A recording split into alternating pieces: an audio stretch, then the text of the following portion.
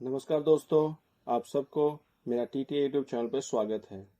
आज के इस वीडियो में मैं आपको सिखाऊंगा कैसे आप अटेंडेंस शीट रजिस्टर एंट्री के साथ साथ पे स्लिप या फिर सैलरी फाइनल कर सकते हैं। तो चलिए जानते हैं और सीखते हैं। सबसे पहले आपको अटेंडेंस शीट को रेडी करना है और अटेंडेंस शीट के बारे में सबको पता है। तो अटेंडेंस शीट में सबसे ज़्यादा इम्पोर्टेंट है एम्प्लॉय का नेम और एम्प्लॉय का कोड। अगर आपके पास कोड नहीं है तो आप एम्प्लॉय का बैच नंबर दे सकते हैं।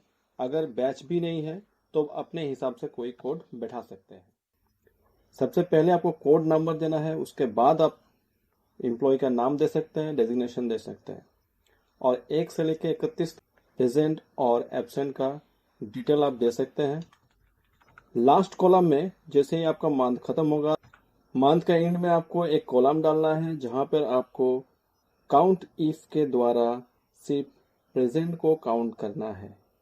काउंट इफ का फॉर्मूला आप यहाँ पर देख सकते हैं, इक्वल टू काउंट इफ, फिर आपको 1 से लेके 31 तारीख का डेट सेलेक्ट करना है, फिर सेमीकोलन के अंदर पी डालना है, तो आपका प्रेजेंट काउंट हो जाएगा। अगर आपको एब्सेंट भी काउंट करना है तो आप नेक्स्ट कॉलम में एब्सेंट का भी काउंट इफ करके ही निकाल सकते हैं। चलिए नेक्स्ट है आपका, जैसे ही अपना प्रेजेंट काउंट निकल गया कि एक एम्प्लॉई एक महीना में कितना प्रेजेंट और कितना एब्सेंट किया, ये जैसे ही निकल गया उसके बाद आपका कॉलम डालना है बेसिक सैलरी का। एक एम्प्लॉय का कितना सैलरी है मंथ का, उस हिसाब से आपको ग्रॉस सैलरी निकालना है। अटेंडेंस और बेसिक सैलरी के आधार पर आपको ग्रॉस सैलरी निकालना है। ग्रॉस सैलरी इसलिए कह रहा हूँ कि आपको ग्रॉस सैलरी के साथ साथ अगर आप एक्स्ट्रा कुछ मिलता है एम्प्लॉय को, जैसे कि टीए, डीए, मेडिकल अलाउंस, और अगर आप डिडक्शन भी है तो फिर सब कैलकुलेशन के बाद आपको नेट सैलरी निकालना है। नेट सैलरी निकालने के बाद जैसे ही आपका नेट सैलरी फाइनल हो जाता है तो आपका नेक्स्ट काम है पे स्लिप को रेडी करना। तो पे स्लिप या फिर सैलरी का शीट आपको फॉर्मेट आपको पहले सजाना पड़ेगा। फॉर्मेट आपको गूगल में मिल जाएगा या फिर आप खुद ही बना सकते हैं। सैलरी पे स्लिप में आपको सबसे ज्यादा इंपॉर्टेंट है एम्प्लॉय कोड का डालना या फिर बैच नंबर डालना। एम्प्लॉय कोड आप यहाँ पर कैसे लाएंगे, तो एम्प्लॉय कोड लाने के लिए आपको सेल को सिलेक्ट करना है और आपको डेटा में जाना है। डेटा में जाके मिडिल पोजीशन में आपको डेटा वैलिडेशन का एक बटन दिखाई देगा। आप उसमें क्लिक करते ही डेटा वैलिडेशन का ऑप्शन आ जाएगा। तो जैसे ही आप डेटा वैलिडेशन में क्लिक करेंगे तो आपको एक डेटा वैलिडेशन का बोर्ड आएगा जहां पर आपको एनी वैल्यू बोल के एक सेल दिखाई देगा। वहां पर आपको क्लिक करके लिस्ट करना है और उसके बाद जहां सोर्स दिखाई दे रहा है उस सोर्स में क्लिक करके आपको बगल में जो आपको कोड नंबर दिखाई दे रहा है एम्प्लॉय कोड, उस सेल को, उस रो को, पूरा कॉलम को सिलेक्ट करना है। सिलेक्ट करके आप फिर ओके करेंगे तो देखिए फिर एम्प्लॉय कोड का ठीक बगल में एक बटन आएगा। उस बटन में क्लिक करते ही आपका सारा कोड दिखाई देगा। तो जैसे ही मैंने एक कोड सिलेक्ट किया है तो उस कोड के आधार पर हमको अब आगे बढ़ना है।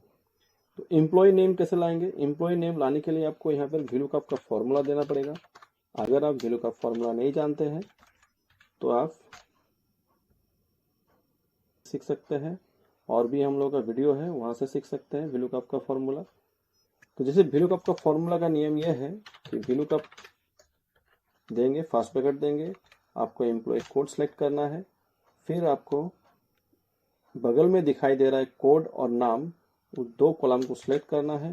जैसे 2 किया है तो कॉमा देके 2, फिर आपको 0 डालना है तो यहाँ पर नाम आ जाएगा।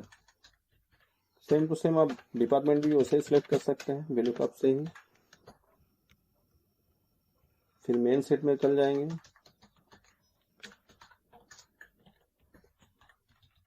आपको सैलरी ग्रॉस सैलरी निकालना है तो ग्रॉस सैलरी को भी VLOOKUP से ही लाएंगे। ये आपको एक ही बार खटना है, बार बार आपको नहीं पढ़ना, इतना घटने का जरूरत नहीं है। मेरा ग्रॉस सैलरी के पास जाके ग्रॉस सेल को सिलेक्ट करके ग्रॉस सैलरी निकाल सकते हैं। सेम टू सेम टीए भी कर सकते हैं।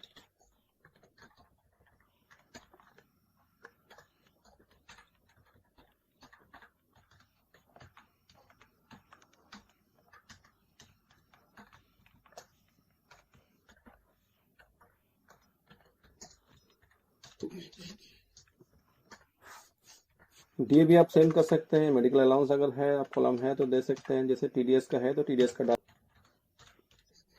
तो देखिए जैसे कि अपना निकल गया नेट सैलरी, तो आप इसको मिला सकते हैं कि इस कोड के नंबर पर ये राजेश दास के हिसाब से इसका सैलरी कितना आया है। तो मेरा मेन शीट में चल जाते हैं। मेन शीट में देखिए ये मेरा पहला जो नाम आ रहा है, इसका प्रेजेंट काउंट है आपका 16। तो यहाँ पर 16 आपको प्रेजेंट काउंट भी करना है। तो अभी यहाँ चलिए उसके हिसाब से आपको देखना है कि इसका सैलरी फाइनल हुआ कि नहीं। तो देखिए राजेश दास का 9390, तो मेरा भी 9390 आ गया। अभी मैं यहाँ पर कोड अलग सेलेक्ट करता हूँ, जैसे 120010। तो जैसे सेलेक्ट करेंगे तो रविंद्र साव नाम का एक एम्प्लॉय का नाम आएगा। उसका सैलरी सिलेक्शन हो रहा है मेरा 10,487 रुपया। तो जैसे रविंद्र साव 10 नंबर 10,487, आप देख सकते हैं कि ये नंबर मिल रहा है, ये अमाउंट यहाँ पर भी मिल रहा है, मेरा टीडीएस डिडक्शन करके मिल रहा है। तो आगे ये करना है कि जैसे डालना है, जैसे रविंद्र साव का ही डालते हैं हम। रविंद्र साव को मेरा यहाँ पर प्रेजेंट डालेंगे, एब्सेंट डालेंगे, तो देखना ये है कि चेंज हो रहा है कि नहीं। तो जैसे ही मैं यहाँ पर प्रेजेंट डालता हूँ सारा, और 5 प्रेजेंट मैंने डाल दिया, और मेरा यहाँ पर पहले मेरा प्रेजेंट था 23, अभी मेरा प्रेजेंट आ गया 28। उसके हिसाब से मेरा सैलरी चला गया 12,745। तो फिर पे स्लिप में जाकर देखेंगे तो देखिए 12,745। तो चलिए, वीडियो देखने के लिए बहुत बहुत धन्यवाद।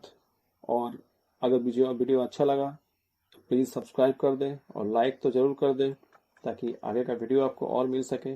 और वीडियो कब सीखना है तो आप मेरा और भी वीडियो देख सकते हैं, तो सब्सक्राइब जरूर कर दें। Thank you.